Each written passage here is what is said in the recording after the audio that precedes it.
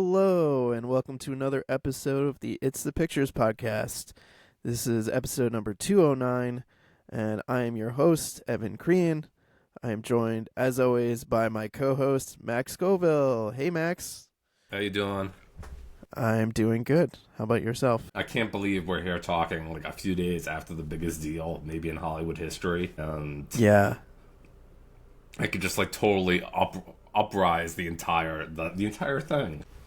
I know. I mean, you could probably devote a whole episode just to talking about this. So maybe we should just dive right into the news and then we can talk about our feature conversation. But yeah, the big deal is that Netflix announced that it was going to acquire Warner Brothers, and that would include HBO Max, HBO, and wealth of properties in a $72 billion deal, which is just mind-boggling. And listeners, if you haven't been following the news, Warner Brothers, has been up for sale for a little while, and a couple of others have been, trying to, beat out Netflix. I know that Comcast was definitely in the running. Paramount, made a lot of different, overtures and offers to try and buy out Warner Brothers from the juggernaut of the Warner Brothers Discovery merger. That was just a total freaking disaster. And yeah, Netflix, in a surprise, came out and won the deal. It's a massive, massive deal financially. Netflix traditionally has built all of its own IP, and it's buying some pretty heavy-hitting stuff. We got Harry Potter, the DC universe, everything that's with, HBO, Sopranos, Game of Thrones, all of the prestige TV there, and then, some of the other things that HBO's had, like Friends and Big Bang Theory, and it's just so much.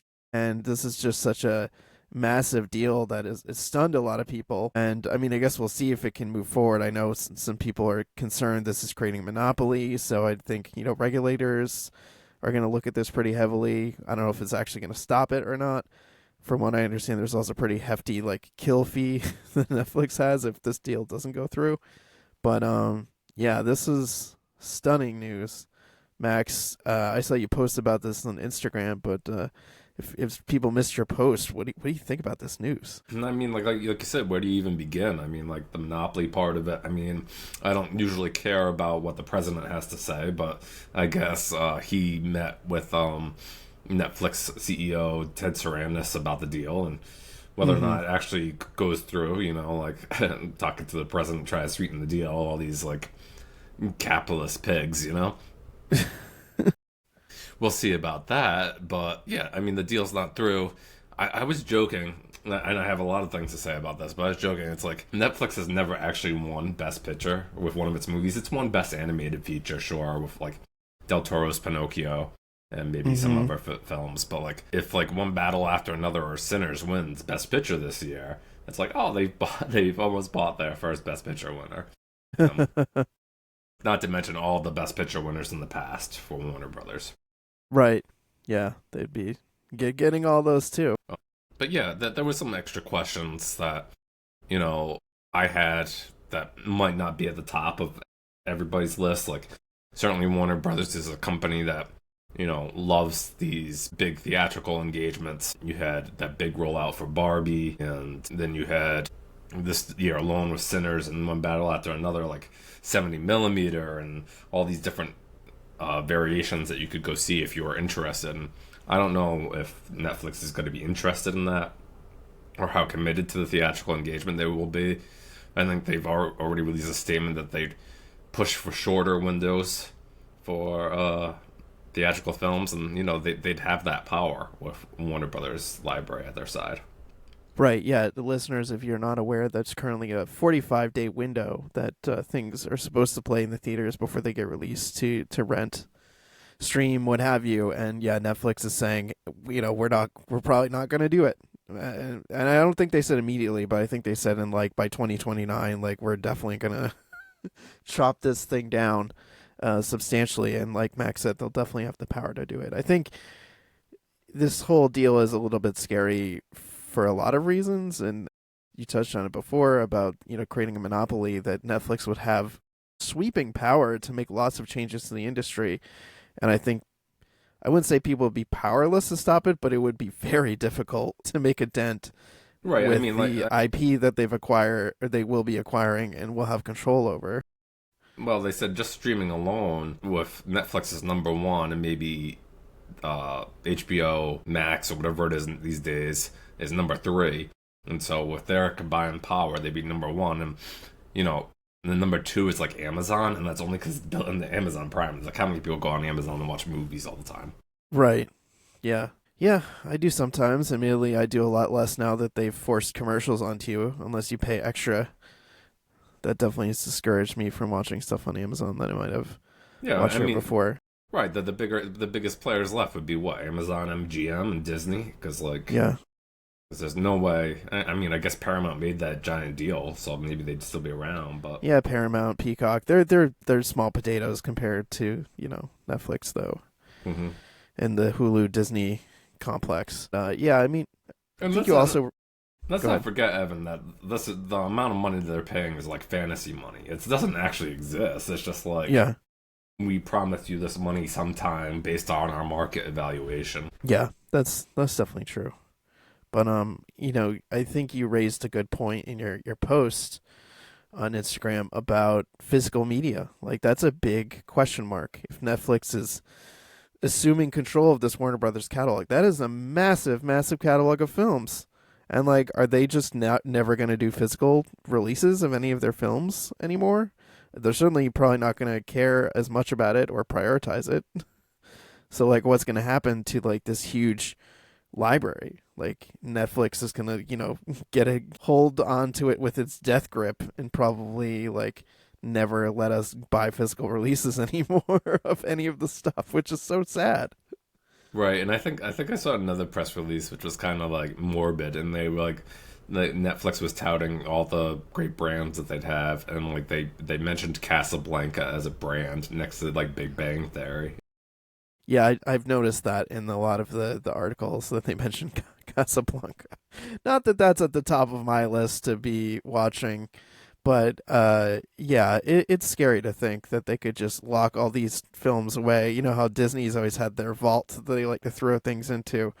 It's scary to think that Netflix will now have this vault and be able to lock away so many movies that we just won't be able to see unless they say so, or they happen to be nice enough to put it on one of these platforms for us to watch. Yeah, and I mean, it's the deal is still kind of fresh, or should I say raw. We don't know a lot of the minute details. I one of the other things I saw was the worry about TCM, and it wasn't going to be part of the deal because Netflix isn't really interested in linear television, so like they'd probably like split that off with the Discovery stuff.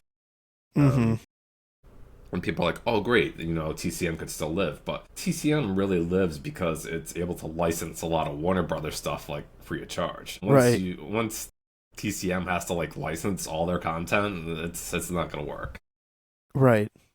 Yeah, I mean, I think that's an idiotic move on Netflix's part to not be interested in that, because like, you have this channel that's dedicated to classic films and celebrating classic movies. Like, why wouldn't you want to fold that in? You could be its own like hub of content in Netflix, or kind of how it is in HBO right now, where you have like a whole TCM section and you can watch classic films. It's like a great opportunity to like engage with existing IP. So that sounds really stupid to me on Netflix's part. Yeah. Anyway, I don't know if you ask me like, do I think like these IP are big IP? Sure. Harry Potter, DC, Lord of the Rings, Game of Thrones, they're big. When I was asked similarly by my wife, it's like, oh, what did like Amazon get in the deal for MGM? I was like, really, the diamond was James Bond. Right. And like, and she's like, ah. And so I was like, yeah. You're right. And Disney has its own fortress between acquiring Marvel and Star Wars. It's like, they already had all their own amazing IP with like all their animated films and whatnot, but then they just like having both Marvel and Star Wars is like insane, the amount of power that they wield. Mm-hmm. But ultimately, there'll be much more to come on this deal. I'm sure over the month. It's supposed to close until like fall of 26. Yeah. So there's time to figure these things out. I also think I saw somewhere that it's possible that HBO might remain its own app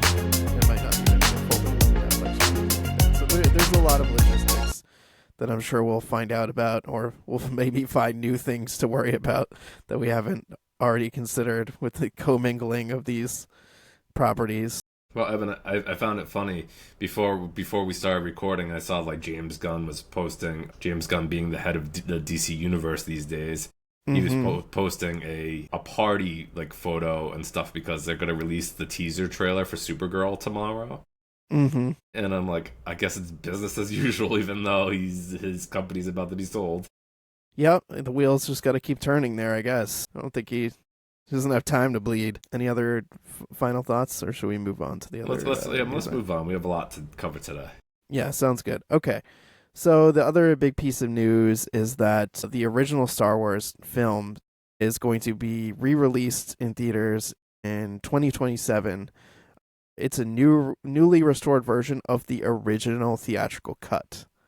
So no special edition business. Real, original 1977 Star Wars, and I'm so excited. It's going to be part of Lucasfilm's year-long 5th anniversary celebration for Star Wars. And yeah, that's going to be awesome. I'm very excited. I know a lot of people, or not a lot of people were talking about the film because it played at BFI, showed an original 35 millimeter release print of the movie this past year, and people were really excited about it. So yeah, I know that I'm excited about seeing the original Star Wars in theaters again. And I guess maybe at that point I'll be old enough to take my kid to it. She'll be old enough we can go to the movies together and see Star Wars and the magic of Star Wars on the big screen. And I can only hope that she enjoys it as much as I did. But yeah, what about you, Max? What do you think about this? Yeah, so I knew that there was rumors about it and a lot of excitement. Growing up, I didn't really have the original cut as my foundation because like by then I think like when we were able to see Star Wars in theaters, special edition. Yeah, probably it was like 97 or something. It was probably the special edition, and that's how I knew Star Wars. So like I didn't have this like nostalgia for the original cut, but I think I've seen it recently because there's been a lot of like bootlegs of the original cut, like rescans of the 35 millimeter. Right. And I'm like, oh, it's interesting, but I'm not as nostalgic for it. So I'm like, I can watch it and be like, oh yeah, this is cool, but like, I don't feel like the special editions kill the story. Yeah. I think I definitely have nostalgia for it because I saw the original cuts on VHS before I went to see Star Wars in theaters, and they did a remastered set in like 1994 or 5 on VHS, and they were like, the original Star Wars for the last time. And so I was like, okay, I need to own this, and I do. I still own it on VHS because I was like, I gotta get this. And so yeah, I've seen the original like cut. They did like, they remastered it at some point, but they didn't like add anything to it. It's like the original cut of the film. Well, and I have family that own like Star Wars on Laserdisc, and so like they're like, oh yeah, we have the original cut. I'm like, that's awesome. Mm-hmm. No, I'm happy for everybody who's excited to see it, and I'll certainly go see it. I mean, I like myself a Star Wars. Yep, just count me in. Show me that stormtrooper whacking his head on the door when he's coming in. It's got to be there. Yeah, and I guess like I'll say for all these like attempts at bringing the film alive, or like from whatever materials that fans were able to find, or upscaling VHSs or something like that, it was never going to be as good as like the pristine prints and stuff that Lucasfilm has access to. Right, of course. So this is going to look, as good as it could possibly look. Yep. Well, I think it's a good time then to move on to the main event, which is since this is the end of the year, we're talking about our best of 25, our top films of 2025. So as usual, like we do at this time of year, we'll share our top 10 lists. And yeah, I guess Max, how do you like to go through? Do you like to go like 10 to 1 or 1 to 10? How do you 10, like to? Yeah, 10 to 1. Yeah, could be the surprise at the end. But like before we even start, Evan, there's already been some critics groups announcing. Evan and I's critic group Bafka doesn't announce until later in December, but right, there's certainly a few that have announced already, and you're starting to see favorites come about, and I don't know. It's a fun time of year if you're into these film lists. Like I presume you are, and I am. So Hmm. take a look out there. And what I have to say is, like, sometimes I get discouraged with even what I pick because, like, I don't want to pick the expected stuff all the time because I hope that it's that kind of stuff is going to rise to the top, right? Because Right. if we take it like a mean or like, you know, we're taking everybody's choices together, it will rise up to the top anyways. I think like the real surprises can come from like drilling down into individuals lists and like Yeah. finding what people liked and then looking up those films for yourself. Yeah. Yeah. I agree. I feel like you have to be true to yourself and what you like in a year when you're doing your top 10 list. So, I mean, when I looked at my list, I felt good about these are the things that I think were for me the best and I really enjoyed. That may not be the same for everybody and may not be the same for other critics, but I try to be as true to myself as I can, and I also like to use the my top 10 list every year. Maybe showcase some movies that I really liked that just either were just didn't get as much love or weren't on people's radar. I usually try and like carve out at least 1 to 2 spots in my top 10 for something like that where I'm like, yeah, this was really good and I really liked it. I'm sure no one else is talking about this movie or maybe they didn't hear about it or didn't see it. So that's a great opportunity. Fellow former Bafka member Chris Jensen, he always liked to do that with his top 10. He always liked to say he'd reserve his 10 slot for something like that, something that really felt like it could use the recognition. Hmm. So I'd like to think about my top 10. Awesome. Yeah. All right. So I guess Max, you want to go first? You want to say what your number one is? I guess You mean my number 10? your number 10. That's right. We're going 10 to 1. Yeah. So my 10 to 6. I just watched my number 10 last night actually, which was Train Dreams. That one came on Netflix recently after playing at Sundance earlier this year, and I saw some critics referring to it as like Terrence Malick light in the way that like the cinematography and the voice actor over is and everything. Mm-hmm. And for me, you know, I don't think Terrence Malick has made really fascinating film to me personally since like maybe Tree of Life. So Tree of Life. I'll take Malick light, 15 years removed from Tree of Life. And I thought it was pretty good movie. Number 9 was 28 Days Later. I was really excited to no 28 years later, right? 28 Days Later was the original. This is 28 years later.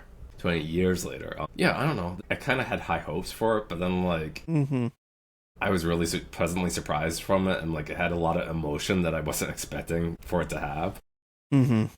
And so I just really grooved with it, and I'm looking forward to the next 2 movies. I think we're only confirmed to get the next one, which is in January.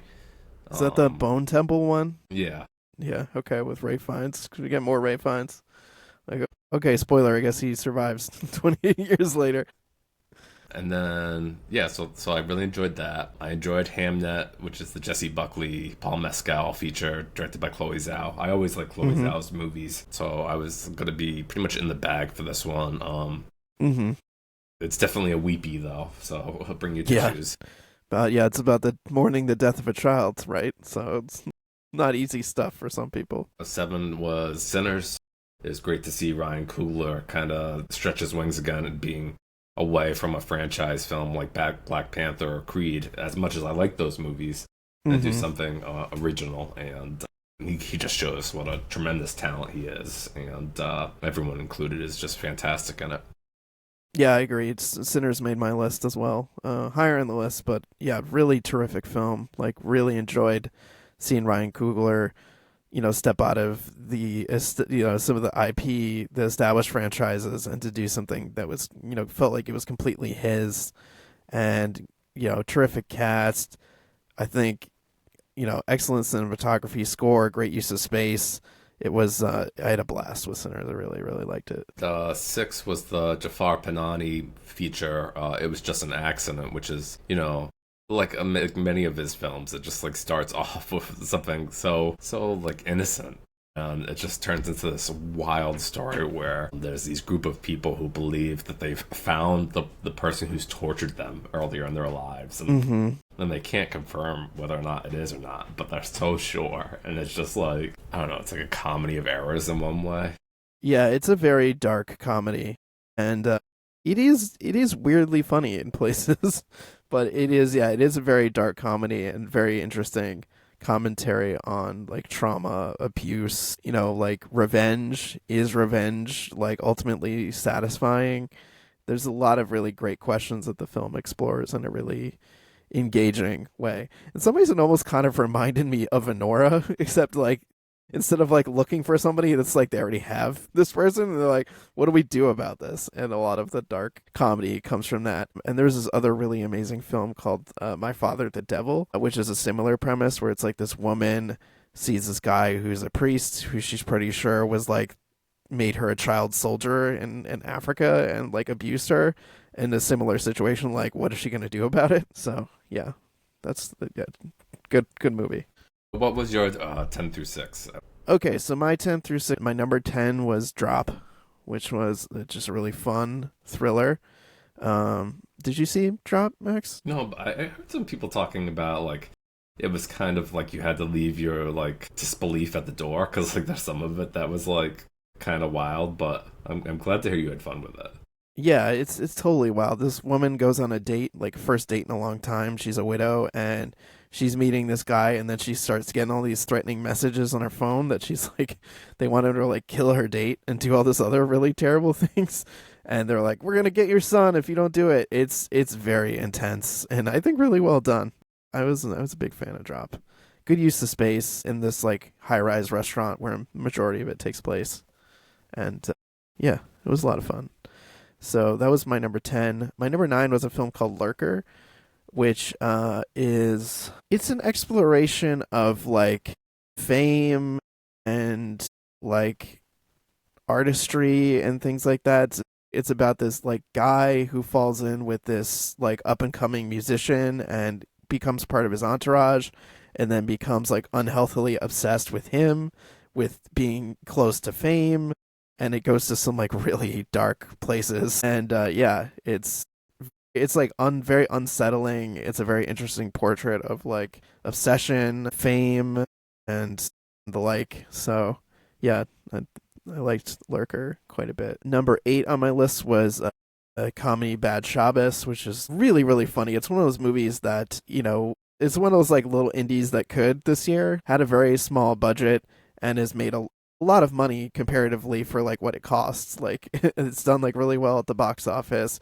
It's available on Netflix to watch. And it's about this couple. The man is Jewish and the girl is not, and he's taking her to his family's for Shabbat, and it's like a big deal because her parents are going to meet his parents at the Shabbat dinner, and it's hijinks ensue.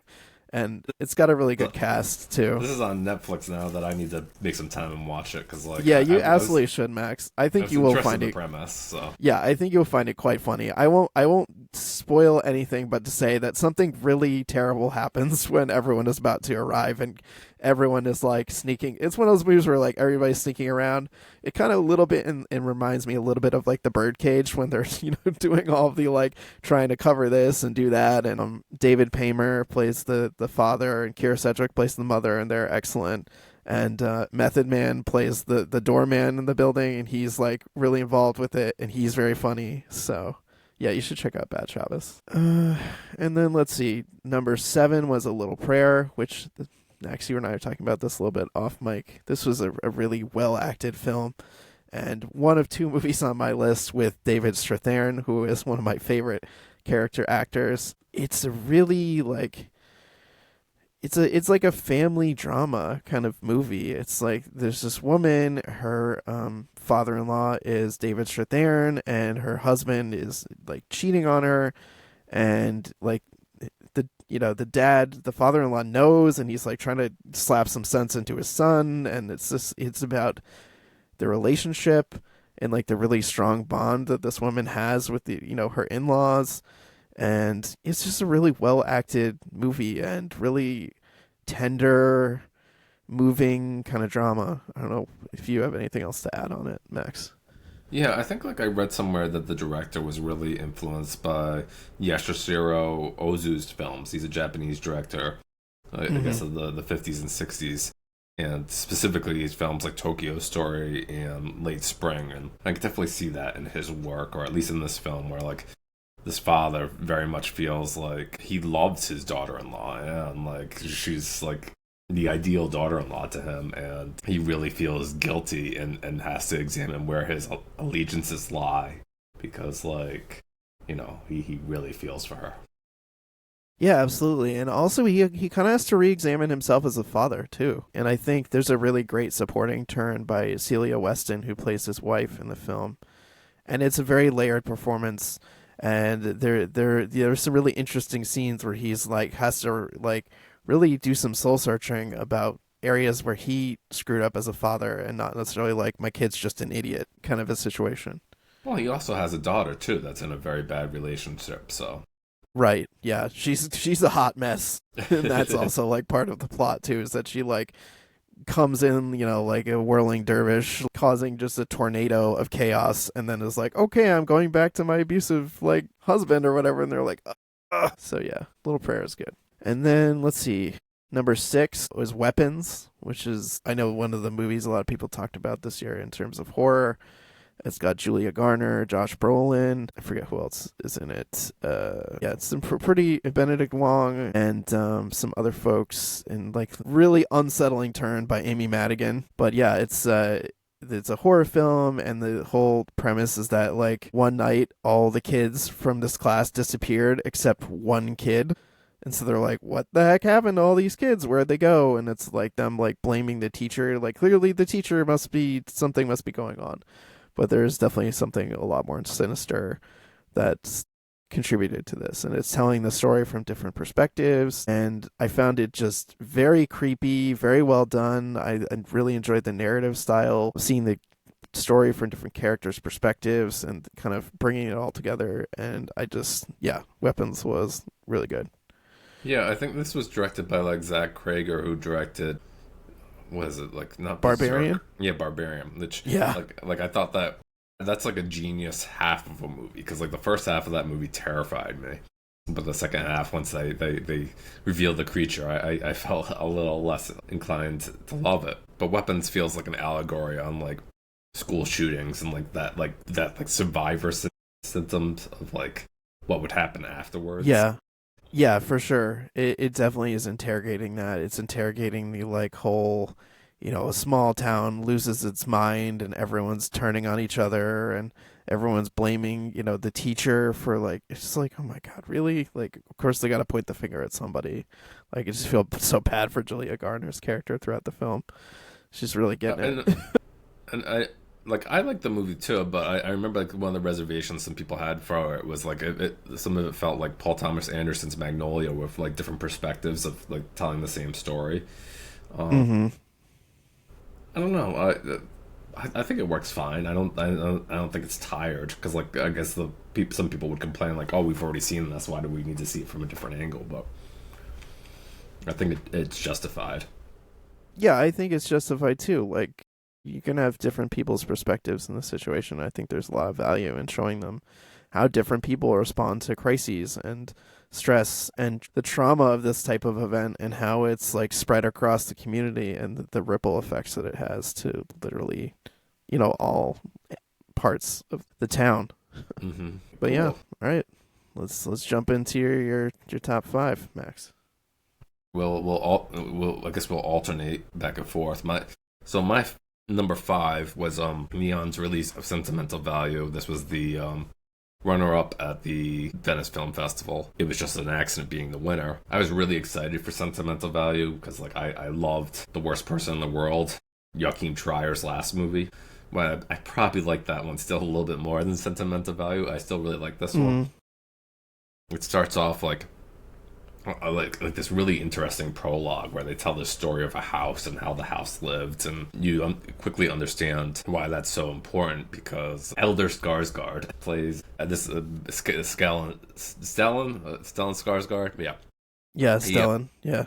He plays an aging director. He had a lot of success when he was younger, but now not so much. And he has this idea for a big script that he wants to put the film. And his idea is that like he's gonna make amends of one of his daughters who is played by the lead of The Worst Person in the World, Renate Revenze, I think is her name. I'm probably butchering it. I was gonna say I don't remember how to pronounce it, so good enough for me. And she wants no part of it because she has such a bad relationship with him. And so instead, this up-and-coming actress played by Elle Fanning sees one of his older movies and was like, oh yeah, I'd love to work with you. I'd love to do this film with you. And it ends up becoming like this conflict point between like Stella and Ellen and Renata and just like all these different egos and feelings intertwined. And it's also a story about like their family and how they came to this house. The house is a very vital character in this movie. And no, I thought it was very well acted and very entertaining movie. That's why I have it so high on my list, I guess. I don't know what else to say about it.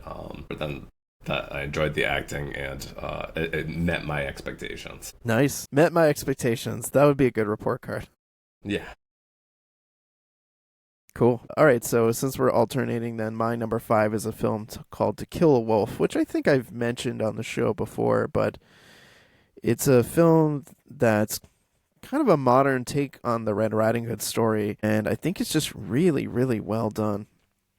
It's like this guy who's he's like a woodsman. He like lives out in the middle of nowhere, and he finds this girl like sleeping in the forest and like takes her in and just finds out that like she's on the run from some stuff with her family. And it's just a movie that like it's really well done. Like it looks fantastic. It's extremely well acted. It's a really interesting spin on like the idea of like the Red Riding Hood story. It's got a modern bent to it, but it's also like surprisingly layered, especially in the characters. Like our two leads, there's like a lot going on there in a way that I was like really pleasantly surprised by. So yeah, To Kill a Wolf, and no wolves are killed. If they're animal friends, I can safely say that no wolves are killed in the movie. So. we're talking metaphorically a wolf. Yeah, so maybe Evan, I was thinking maybe we could share like how to see our movies in the top 5. I mean, like maybe mine are a little bit, I don't know, easier, but like I unless I looked at Just Watch, I probably wouldn't know where to find To Kill a Wolf. Yeah, I believe. Give me just 1 second. But sentimental value, for those wondering, I think it's still playing in theaters theatrically, and Neon has been kind of putting a lot of their like high prestige titles on the Criterion label, so it wouldn't surprise me to see a Criterion release of Sentimental Value if you're looking for a physical media release of it at some point. Yeah, I would. Yeah, that makes sense. Yeah, so Kill a Wolf, it's available to rent. It looks like Amazon has it, and Apple TV, you can rent it from there. So very rentable. Okay, awesome. My number 4 is the not yet released Marty Supreme. It comes out on Christmas Day. I think in some theaters you'll be able to see it in 70mm. When I was up at the Coolidge recently, they were promoting the 70mm showing of Marty Supreme. Nice. So that'd be pretty fun. This one is the new Josh Safdie movie, half of the Safdie brothers who directed Uncut Gems. This one stars fictional table tennis pro Marty Mauser, and he's played by Timothy Chalamet. And it's he has dreams of becoming this great table tennis player, but table tennis is not big, and nobody really understands it. I mean, I'd argue arguably today, table tennis is still not that big. Yeah. That's true. I mean, if I told my wife that I was gonna try to become a professional table tennis player, she'd probably look at me like I was crazy. But yeah, he thinks he's gonna be the best in the world, and so he goes to these competitions, and it's a really fascinatingly cast movie too, Evan. There's like this like older actress, or like she's supposed to be playing an older actress that like he kind of like has relationships with, and it's played by Gwyneth Paltrow. Wow. I was like, I forgot that like how good Gwyneth Paltrow can be, like, because like her personality has kind of like overshadowed her acting ability. Her career, yeah, I agree. She's pretty good in this. They got like her husband, who's like this like really monopolistic kind of guy, and Josh Safdie kind of cast like one of the actors from Shark Tank. I was like, that's another like the perfect casting. Like I would never think to like look there and think of this guy. Okay. So yeah, it's a lot of fascinating casting. It's really entertaining. Josh Safdie decided to put 80s music in the soundtrack for a 1980s movie, so like it shouldn't work. It should seem kind of odd, but it works. I see Fran Drescher, Sandra Bernhard. Okay. Yeah. Nice. And no, I had a lot of fun with it. I think like I like Timothée Chalamet over the years. I think this is probably like his best performance. I think like if I was to pick like this or Bob Dylan from last year, I'd pick this role way over that. Okay. I won't go as far as to say like, oh, he's a shoe in the win because I don't know what it's gonna be. But yeah, I think that he puts a lot of himself into this, and he's very good in it. And yeah, that's Marty Supreme coming out for May 24. I'm looking forward to seeing it. All right.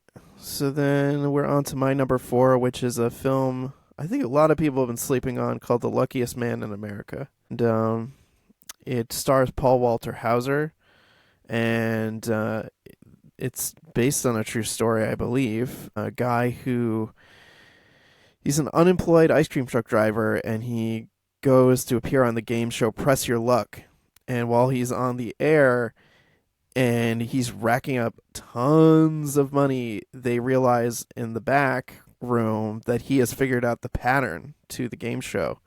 And so that's why he's able to be winning so much money. And yeah, he's in it. This is my second David Strathairn film. David Strathairn plays like the producer who's in the back, who's in a lot of hot water with this guy winning. Walton Goggins plays the host of the show. It is super atmospheric, very tense. It very much conjures the like intensity of the game show world and game show atmosphere. Paul Walter Hauser is just really good. I think people, underestimate him as an actor. I think he's put out a lot of really terrific performances, and this is another one. I watched this movie just cause like I was on AMC Plus, which is one of the places you can watch it. I was like, oh, what's this? I haven't heard of it. And I sat down and was like, this is a good fucking movie. Yeah, and that one's also available to rent for $6. I'm looking at like Apple or Amazon or Fandango. Mm-hmm. Yeah, you told me about this one too, and I was kind of interested in checking this one out. And well, I think it's distributed by like IFC or something. So I believe so. Yeah. I think I'll try to watch this one at the very least. Yeah, I really, really enjoyed it. I mean, if you like Paul Walter Hauser, it's definitely worth watching, but it's great on its own, too. I also picked, on to my number 3 film, another movie that is coming out on limited release around Christmas time. I guess that's a theme of a few of my final movies here, is The Testament of Ann Lee. And this one stars Amanda Seyfried as the leader of a religious group known as the Shakers. And okay, they got their start in like Europe, and they were known for their very aggressive and physical dancing for their worship, and also the fact that when Ann Lee became the leader of the movement, that they were very much proponents of no sexual relations between members. And you would say to yourself, how do you really propagate the religion if you can't have sex? And I think later in the religion's history, that became a problem. But I think the movie's really fascinating. It's directed by Mona Fastold, and I think her last movie is The World Is Yet to Come. And I really liked that. She's the partner of Brady Corbett, who directed last year's The Brutalist. Mm-hmm. And so like he had some input on Testament of Ann Lee. And it's also fascinating that this movie is getting a 70mm release in some places. I was like, what's the last movie directed by a woman to get a 70mm release? And I was like, maybe Wonder Woman, maybe like Warner Brothers paid out for that, but like it's been a long time and few and far between. So that was pretty neat to see. And the composer of the movie is the same composer of the Brutalist score who won the Academy Award. Well, I don't think this one will win because like it uses a lot of that Shaker music in its soundtrack. Like he kind of like he mixes it together. I think it's like very entertaining, and like the movie is like it's like a quasi musical where like Amanda Seyfried is like the female reincarnation of Jesus Christ. So it's a very like religious musical. Yeah. Yeah, I see this also is Lewis Pullman and Thomas McKenzie, Christopher Abbott, some good supporting cast. No, but I fell in love with it. I thought it was really wildly entertaining. There's some parts in it that like when I started TIFF, like I heard some people like kind of laughing uncomfortably because like it switches to like a different like tempo or like it's kind of like comedic at some points, and it's like this movie doesn't feel like it should be there. But no, I don't know. I really liked it, and I don't know if it's too like polarizing. Why like I haven't seen a lot of people like really champion it, or maybe they just haven't seen it. Yeah, it just wasn't even on my radar at all. When you said that, I was like, "What is this movie?" And then I'm like looking, I'm like, "I have not heard of this movie." No, I think Amanda Seyfried is amazing in it, and yeah, I think people who might be interested in something like this should definitely seek it out. Okay. And so it will be in like limited release. I think it's like a Searchlight Pictures release these days, and it's a limited release around the holidays. Yep. And then like All Searchlight, I'm sure at some point it'll end up on Hulu. Okay. Well, we already talked about my number 3, which was Sinners, so I don't feel like we need to linger on that. If you want a break from talking, Max, I could do my number 2, or I'm happy to jump to your number 2 and then we could do my number 2. Yeah, I guess like I would just add while we're on Sinners, because like we just kind of painted over it. It's just like it's a terrific dual acting role for Michael B. Jordan. Like he plays two parts in this movie. Mm-hmm. If you feel like he's undervalued as an actor, he definitely gets to like shine in this movie. Yeah. Yes, he does. There's a lot of other great performances. I know like some people are very quick to champion another Delroy Lindo performance because he's just a terrific actor. Yes, he is. I don't know necessarily like I felt like he was the like best acting in this movie. I actually really there was a supporting woman performance in this movie who like plays one of the Michael B. Jordan's like girlfriends or what. Mm-hmm. And like I thought she was fantastic. I'm gonna look up her name. Not surprisingly, not Haley Steinfeld. Yeah, not Haley Steinfeld. So she was fine, but yeah. There's this other actress who was just really fantastic, and I really can't believe how not easy she is to find. It's Wunmi Mosaku, and she was just fantastic. She plays the role of Annie in the movie, and yeah, I think that she should get a lot of attention at the year end for her role in this. And no, I was impressed by the movie. I guess I wish that I loved it even more than I did, but for it to still be in my top 10, it means that I guess I didn't dislike it so much. Yeah. Yeah, I mean, this movie, I think, also has a fun musical component to it, too. Like, there's the, like, vampires that are, like, making their own music outside the club, and, yeah, there's a lot of good, like, music and musical elements in this film that really... It's like I'm thinking of it because you were talking about Testament of Anne Lee and it being kind of a musical movie. This movie is kind of a musical in places too, while also being a horror movie. Right. Okay. So I guess I'll go to my number 2 now, which was Park Chan-wook's No Other Choice. This movie is being released by Neon, limited release around Christmas time. I think like it had, or by the time like you listen to this, it had another like one day only early release at IMAX theaters. I think they were pitching it like December 8th. Mm-hmm. No, this movie came out, I guess, for a perfect time for me. It's like this really crazy satire where the lead actor, who I guess he's the villain in Squid Game, if I'm correct, or like one of the villains. He's the lead in this, and he's been working at this paper company for like 25 years, and he's been told that he's being let go, and you know he'll get on his feet fast and everything will be okay. But when it takes too long for him to find work and like his family's like way of life changes dramatically, he kind of gets this idea that he needs to like kill anybody who might be able to get a job in the paper industry over him. And so like he does a lot of research and like comes up with this scheme that he's gonna like be a hiring manager for like a fake paper company and have people like submit their resumes, and then he went through the chart to see like which ones were the best, and then that's how he selects them. And it's just like, I don't know, it's painfully funny, but it's like also sad at the same time, because it's like obviously he comes from a place where he's like, oh shit, like I know you're suffering too, you're like in the same position I am, but like I need to kill you. Right. I mean, this is what people always say. They want us fighting each other, you know? The corporate overlords want us fighting each other instead of fighting them. Yeah. So I don't know. It just really connected with me for a long time. It was my number one film of the year. I think Park Chan Wook has been like on a roll for me. Like I remember growing up. I guess in my 20s, I came across Old Boy for the first time. Like many people, I thought that movie was just absolutely fascinating and disturbing. From there, I just never really watched a lot of his stuff after that.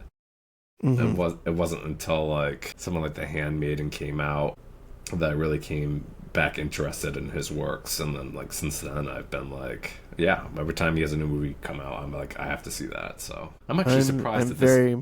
I was gonna say, Evan, I was actually surprised that this didn't win at the Venice Film Festival. This was like a lot of people were saying like how good it was and how excited they were. And I guess like the new Jim Jarmusch film won that like nobody's talking about and is like getting like a very small release. And like Jim Jarmusch, he's fine. Like I like some of his films, but I don't know. I think like this would have probably been more interesting. Yeah, probably. I didn't even know Jim Jarmusch had a new movie out, so that should tell you something. But I'm very interested in seeing this one, both based on your description and what I know about it, and I'm eager to see it. I was just actually looking back at Park Chan Wook's filmography, and I realized I have not seen a lot of stuff. I've seen a few things, like I've seen Stoker, I've seen The Handmaiden, I most recently saw Decision to Leave, which I actually thought was a good film, and so yeah, we'll definitely be interested in seeing No Other Choice. All right, what's your number two? So my number two is Novocaine, the film with Jack Quaid. I'm realizing I forgot to say that Sinners you can find on HBO Max, and I think you can rent. And then what about No Other Choice? Where can people find that? That's coming out limited on Christmas Day from Neon. I don't know. Neon normally releases things maybe digitally a few months later. I'd imagine like maybe the digital release will coincide like the week of the Oscars. That makes sense to me. Mm-hmm. So we'll see. Gotcha. Okay. So yeah, so Novocaine's my number two. It stars Jack Quaid. He plays a bank executive named Nathan Kane, and he has this disorder where he can't feel pain. And so his girlfriend, Amber Midthunder, gets taken hostage in a bank robbery, and he decides that he's gonna go try and save her, and goes off in this like crazy, chase to find her and to try and rescue her from the bank robbers. And I really enjoy it for Jack Quaid. I think he's very funny. I think he's very charming. I think he does a really good job of like towing the line between like nerdy and awkward and funny and charming all together in this and in other things. This has a kind of like very kooky energy to it. It has some fun turns to Ray Nicholson. Jack Nicholson's son plays the bad guy in it. Jacob Batalon, who we know from the Spider-Man movies, is his friend. He's in this and is very funny. Matt Walsh, also quite funny. Betty Gabriel. They play the cops that are kind of one step behind everything that's going on throughout the movie. And it just has a kind of like really nutso energy that's very reminiscent of the Jason Statham Crank movies. That's what I like about it. It's just fun. It's action packed. It's fun. It's funny. It's silly. It's horribly violent in a couple of places. Like really, like oh my god, they went there. But it's a blast. It's a fun ride for sure. And you can find that it's on Paramount Plus, and then it's available to rent like a million different places as well. Yeah, I think this one came out, like February or March anyways? Yes. So yeah, that sounds like fun. I mean, like, is there certainly more... I mean, like, I'm glad that everybody's getting a little bit of both. I like, when I talk to my wife a lot, Evan, I explain to the movies to her that, like, really excite me. And she's like, those sound, like, so boring or, like, miserable. I'm like, I'm sorry. That's like we I don't think I'll talk about it on the podcast, but like we watched Hard Boiled recently, and like she thought like that was really entertaining. Like that's what she wants to watch. She doesn't want to watch like I don't know, The Testament Family, right? So yeah, I mean, if there's one thing I've always felt about myself as a critic is like, yeah, I watch the prestige stuff, but like I tend to go more for like I like to have fun when I'm watching movies. So like even though they also weren't in my top 10 list, I really enjoyed the movie Companion and the movie Neighborhood Watch, which also have Jack Quaid in them and also came out this year.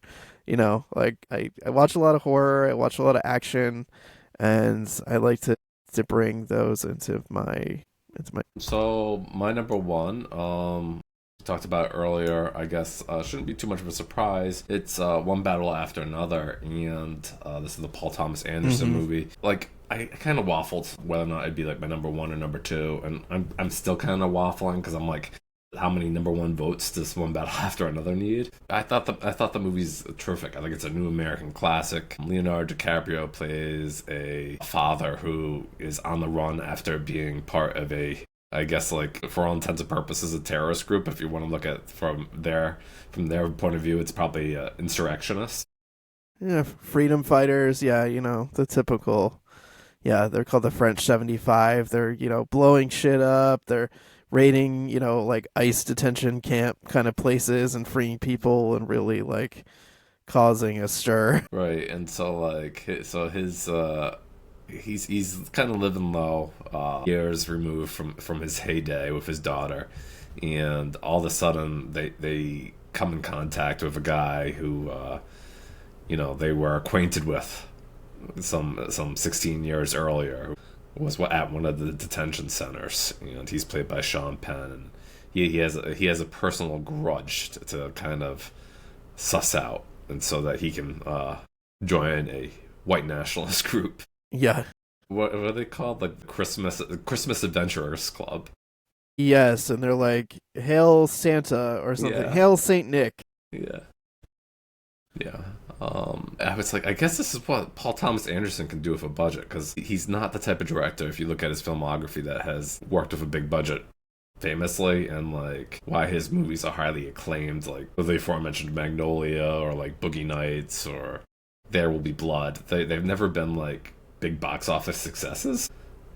He's not the type of guy that you like put money into thinking that you're going to like break the box office. And I mean, this movie even had like Leonardo DiCaprio and Sean Penn in it, and it still struggled to like make back a lot of the budget. I guess that they had to know going into the play for this one was for the accolades or like the prestige of it all. And I think the movie certainly earns that. I saw the movie twice in theaters, and I know, talking to you, Evan, the other night, and we both agreed that there's a sequence that takes place over like the last 20 minutes of the film that is completely thrilling. It's like, in my mind, it's like a modern day North by Northwest sequence, like where Gary Cooper's being chased by like the plane, and like Right. this is like down a highway, where it's just like it shouldn't be that tense, but Yeah, it's fantastic. it's incredible. Yeah, I described it as A plus filmmaking. Like it's so tense, it's so captivating. It really sucks you into the action. And, I liked the film. I didn't like love the film. I love the parts where it's kind of like more straight ahead. There's a decent amount spent on the prologue of the like French 75 and their adventures before we get to present day. But yeah, it's a lot of fun. It's weirdly funny, very darkly funny. Leonardo DiCaprio is great in it as this like hapless, revolutionary turned stoner guy who has like completely forgotten all of his, tricks, and like there's so many like funny moments where he's like, I'm stoned and I don't know what's going on and I don't know how to, save myself, and people like Benicio del Toro have to step in and like help him his dumbass out. Yeah, Benicio del Toro has some of like the best lines in the movie, and like he'll likely be like overshadowed by Sean Penn's performance, because that is like so, you know.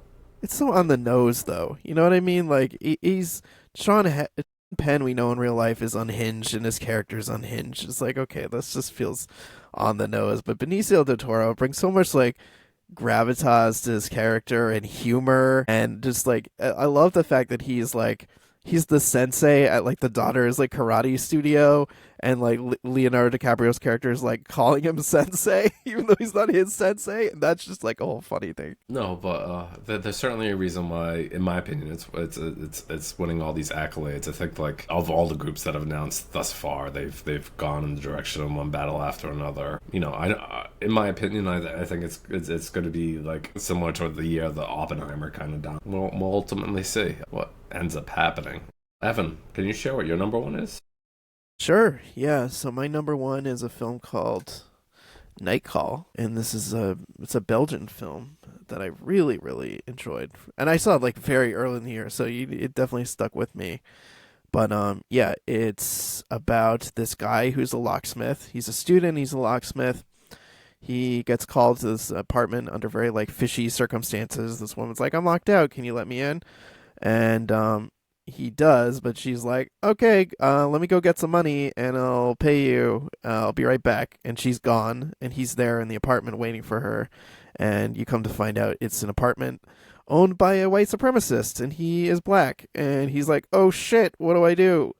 And this just sets off a whole crazy night of, you know, gangsters, white supremacists, like people chasing him.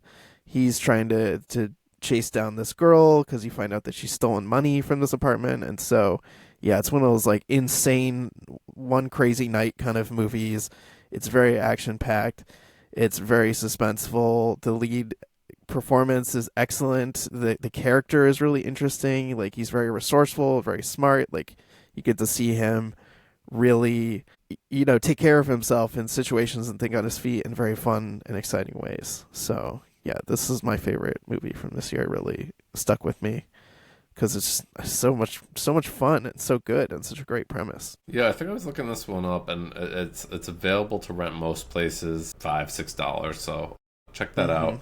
I didn't really mention One Battle After Another's where you can find that. That can be found digitally right now. I think there's a regular 4K release planned for January, and they say there's a soup to nuts 4K release planned for the spring, but my money is on the week before the Oscars or something like that, because that's when it'd make the most sense to do that. Yeah, for sure. Yeah. And Night Call is also available on Hulu, so if you have Hulu, you can watch it there. Oh, cool. But yeah, that wraps up our top 10. Obviously, got a little bit before we vote in BAFTA, so our lists may change between now and then in terms of what ends up on our ballots, but this was a good exercise for me, Max, because I'm normally leaving this to the very last minute, and so it's good to feel like I'm taking some stock a couple weeks in advance to really start thinking more critically about what's going to end up on my ballot and not spend my hours leading into when our ballots are due stressing myself out. So I know you and I talked off air about like some of the movies that like maybe we might want to see, maybe stuff that's not gonna like hit our top tens. But was there like maybe 3 or 4 movies that you're really looking forward to seeing that you just haven't gotten to yet?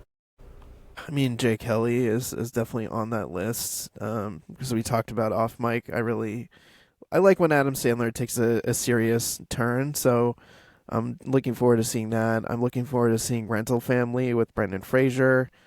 I think he's terrific, and I'm glad that he's back doing stuff, and I feel like that's the kind of Brendan Fraser I want to see. Something that's probably serious but a little bit funny, and you know, lots of humor and heart, and that's definitely on my list. I'm trying to think if there's anything else.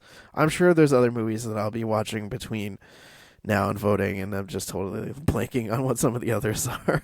Yeah, like for me, like some of the stuff that I've heard recently is like Ethan Hawke being terrific in this movie called Blue Moon. I kind of want to catch up with that. I didn't see Surat at TIFF. That's another Neon release, and apparently that's pretty good. Resurrection is another international film, I think directed by director B. Gone, and I haven't seen any of his movies, but I've heard that's pretty good. Die My Love, which is the new Lynn Ramsey with Robert Pattinson and Jennifer Lawrence. I was interested in that earlier this year, so that's a movie release, so I wanted to see that.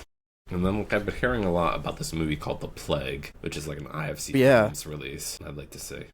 Yeah, I'm interested in seeing The Plague too. Joel Edgerton's in that one, right? I don't know. I know Joel Edgerton was in Train Dreams, so I don't know if that was the one you were thinking, but maybe he's in the Plague Yes, too. he is in The Plague. Yeah. Okay.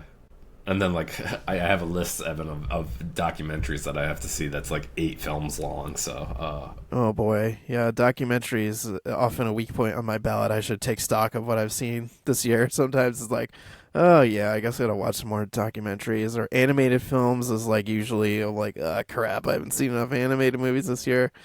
Um, but we'll see. Gotta look at those.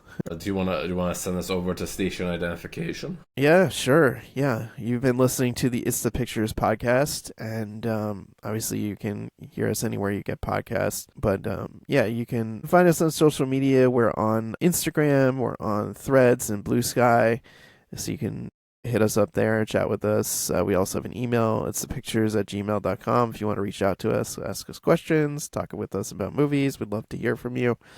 And you should also make sure that you're subscribing to our newsletter, which is now on the Ghost platform. Max runs that, and he's got a lot of great reporting that he's doing there on topics that are beyond just movies. That includes movies, but there's a lot of great stuff that he's doing there about video games, anime, et cetera, et cetera. Max, what do you have coming up on the newsletter, or what have you released recently? So recently published was my Timothy Chalamet review of Marty Supreme.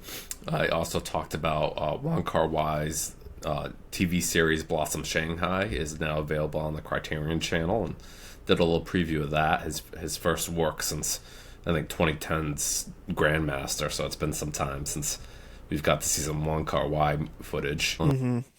And then subscribers of the newsletter got my preview of the December 2025 releases of the Criterion Collection, which includes Pee-wee's Big Adventure, which is Nice. yeah, that's a Criterion release this month, so that'd be a lot of fun. I didn't know that was coming to Criterion. I love Pee Wee's Big Adventure. That's so exciting. Yeah, you should look into it as like fantastic like cover art and stuff like that. I bet it's got some great cover. I'm looking this up like right now. Yeah, so that's a lot of fun. And I guess ahead, I still plan to do a review of Pluribus so far, which is the Apple TV Plus show. I've really been enjoying that, so I'd like to do some writing on it. Maybe do some more writing on this Warner Brothers Netflix partnership. So stay tuned for that as we go into December. Good stuff. And Max, where can people find you on social media? Yeah, I could be found mostly on Blue Sky at maxcolville.com. You can find, if you want to message me directly through our Instagram account, you can do that. It's the pictures. I kind of keep a private one separately, but I'm available there at the public facing. It's the pictures. Other than that, you can find me on Letterboxd quite often. I'm very religious about categorizing my movies and putting what I've been watching there. So follow there if you want to see what I've been watching. Nice. And so you can find me every week. I'm also reviewing movies over at Spoiler Piece Theater, the weekly film review podcast. And actually, this past week we talked about one battle after another, and it was just an accident. So those were some fun conversations delving into spoiler territory. And you can follow me on. Let's see, where am I? I'm still on X, but I don't do anything there, so it feels silly to tell you to follow me there. But I'm on Instagram, I'm on Threads and Blue Sky and Letterboxd as Real Recon, and that's real as in film real. All right, let's get into what you've been watching. Max, what have you been watching? Yeah, so as I alluded to earlier, I was up in Boston at the Coolidge Corner Theater. I was taking in a screening of Quentin Tarantino's Kill Bill, The Whole Bloody Affair in 70 millimeter. He's shown this a few times at his theater down in, I think, California, the New Beverly. It's his combination of both Kill Bill parts, Volume 1 and Volume 2, together into one, like, 5-hour epic. That's how he kind of envisioned it until the Weinsteins kind of told him to chop it up to make more money. But, no, I think the films still work. I think I was talking to you were off air the last episode about being excited about seeing them again. It's been quite some time. I think like the biggest changes that I hadn't seen before was like an extended like anime sequence, which was really cool. It was cool seeing anime projected in 70 millimeter. I was like, I don't know if that's ever been done. because typically like anime, was 35 millimeter digital, or there's been some anime released in like IMAX, very few and far between. But 70 millimeter, I don't know. And you could tell that like Quentin Tarantino really loved the character of Oren Ishii, who was played by Lucy Liu, because like she gets Hmm. this huge elaborate backstory that takes like 45 minutes of this like 5 hour film, and everybody else is just like, I don't really care about you. But I've always envisioned the movies as like the volume one is kind of like Tarantino's fascination with Eastern cinema, like Hong Kong cinema, like the Shaw Brothers films and um, Hong Kong action movies, whereas the volume two is more into westerns. And now that my knowledge of film has gotten so much better since I saw them 20 some odd years ago, I was able to see a lot of the references that Tarantino made in these two films. And like some people will say that Tarantino is like film's greatest plagiarizer, because like he borrows things from all these movies that he loves. But I don't know. I find that they still work. I still like wildly entertained. I'd like it to come out on home video so that we can own it like a complete part. What do I it's funny to want it, right, Evan? Because like I still think like it'd probably be split into two 4K discs, Yeah. and like it would still be like putting in like two different movies. So I'm like mentally, I'm like, what would really change? It's not like that much changes between the two movies. It's like, did he have a chance to maybe go in and like switch up the parts? Because like I don't know if you remember this or how long it's been since you've seen Kill Bill, but like back then Tarantino, he hasn't done it in a while, I guess. I was really obsessed with like changing the order of his movies thanks to like Pulp Fiction. Like chapter Hmm. 5 happens at the beginning of the movie. I was like, he could like mix up these chapters or something if he wanted to. But like, I don't know. Not much has really changed about the movies. So if you liked them before, you probably enjoyed this experience too. I guess he did at like he worked in partnership with like Epic Games, like who owns Fortnite, and like using the Fortnite video game engine, he created like a new extra chapter for Kill Bill, Hmm. and it's all animated in the Fortnite engine. And Interesting. and Uma Thurman voices the character of the bride. Very cool. And I mean, like it's silly because it takes place like in the Fortnite world, but I guess it was a neat kind of extra. Yeah. Still, that's interesting. That's cool. I dig it. Yeah, it has been a very long time since I've seen the Kill Bill movies. I would say maybe 20 years. I don't know. It's been a long time. So might be worth revisiting. I'm sure I would also catch a lot more on repeat viewing and see a lot more of the things that Tarantino's ripping off from other filmmakers. Well, that too, Evan. Like I was thinking about writing on the newsletter, like maybe like all the like some of the maybe not all of them, but like maybe 10 films that are referenced in Kill Bill, and like maybe how Hmm. you can find their best quality releases now, because even that has changed in the last 20 years, where some of these films that he referenced weren't available in very good conditions. Maybe they're Right. really Yeah. bad DVDs or something, and now they've all received like a lot of them have received like really great restorations and Blu-rays, and and like there's like a scene where like Uma Thurman's looking outside of a wedding chapel, and I'm like, oh, that's The Searchers, and I'm like, oh, The Searchers just had this beautiful 4K restoration, so I'm like, Hmm. Yeah, that's a great idea for the newsletter. Should do that. what have you been All watching, right. Evan? Well, just catching up on things here and there, but most recently I watched the film Influencers, which is a sequel to the film Influencer, the horror movie Influencer from a few years ago.